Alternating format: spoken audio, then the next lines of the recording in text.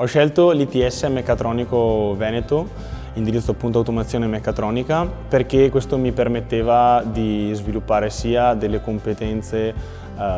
nell'ambito aziendale, quindi essere affiliato ad un'azienda a fare il mio tirocinio, ma soprattutto proseguire con gli studi teorici e quindi comunque rimanere nell'ambito dei libri e dello studio teorico. La settimana è strutturata su 3 giorni di lezione teorica nelle aule e nei laboratori. Tendenzialmente si affrontano dei corsi, delle lezioni che vanno a base oraria e alla fine di queste ci sono degli esami specifici.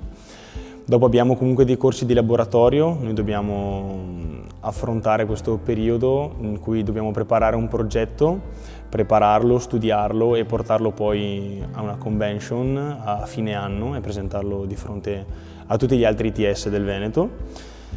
E invece gli altri 2 giorni, quindi il giovedì e il venerdì, siamo affiliati ad un'azienda, nel mio caso la Pietro Fiorentini,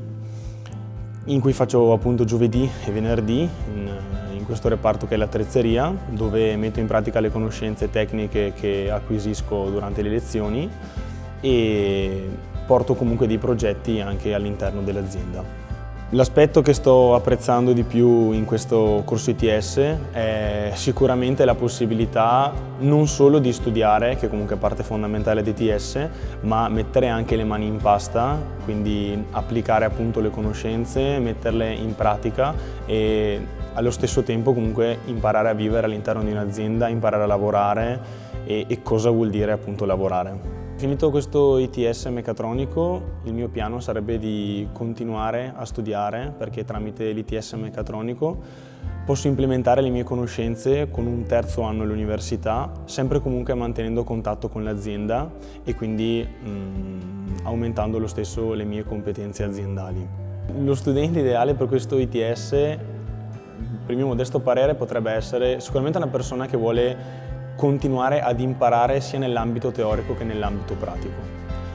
perché questo corso comunque prevede circa un 50% di pratica e un 50% di teoria.